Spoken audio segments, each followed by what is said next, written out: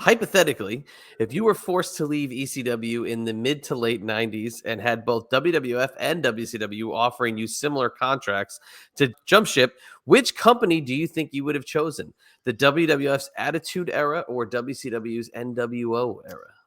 Well, it would have been the wrong choice, but I would have probably chose WCW.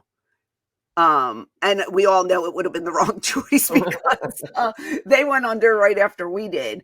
But they were throwing money at guys like crazy, like big amounts of money. My friends were going there. A lot of my friends left ECW to go to WCW. So I would have had a little group already there that I could have hung out with. And I was a huge NWO mark. I loved the NWO. I never was into DX. That wasn't my thing. DX to me was childish and locker room, teenage locker room humor, whereas like the NWO was just cool and edgy, and that got me. And I loved everything that they did until they started doing different factions with the NWO. That kind of took away from the original concept of it.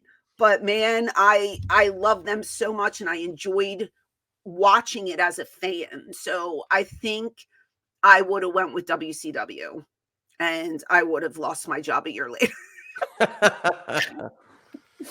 That's too funny. I could see you in the NWO as like the NWO babe, like somebody. Like when Miss Elizabeth went there and she started like getting more physical, I was like, yes, finally, because don't get me wrong, Elizabeth is a staple in professional wrestling, but she always played the like, oh my God, like she didn't really do much. She was the beautiful side piece to Randy Savage. She was a great character, so to speak, because, she was the one that they were fighting over. She was always the one in the middle of the controversy, but she never really bumped and she never really talked. She didn't do much. And if I get backlash for that, I'm sorry, but look at her work. Like she was always the like, oh my God, poor me, kind of damsel in distress, right? Yeah. When she went with the NWO and started doing stuff, I was just like, that is what I've been waiting for from this woman for years. Because I knew she had it in her, but I guess the powers that be just didn't want her to go that route, Right. And as good as she was playing the damsel, I thought she shined in the NWO. I loved seeing her more physical. That just made my day. And it just made me I loved her before, but I loved her even more when she was in the NWO, even more when she was with Savage. Great. But when she was in the NWO, I thought she shined, and I loved it. She was wearing, like the lower cut outfits and leather and the NWO shirts. I know that. Yeah. I remember she wore like these shiny leatherish pants, black, but then she had like a sparkly t-shirt. I was like, she looks so cute, because you always saw her in dresses, like you never saw her.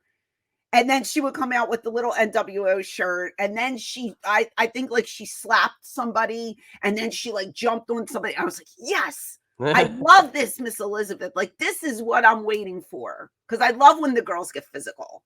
Yeah.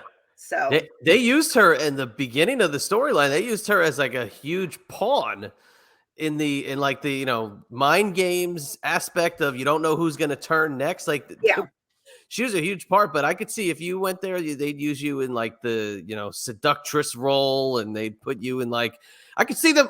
I could literally see you with the Outsiders. That's where I could see you if you were in the NWO. Yeah, that would have been a dream, because they were like one of my favorite factions. So, man, what could have been, but it would have been a disaster again, because would WWE or F at the time, whoever they were, would they have bought my contract out? Would I have went over to them? Like, you don't know what could have happened. Yeah. And meanwhile, what happened was I just went to the Indies. And was making a hell of a lot of money that first couple years back. because, again, they pay once you're off TV. Those indies snatch you up and they pay you tons of money to come to their shows, and it was great.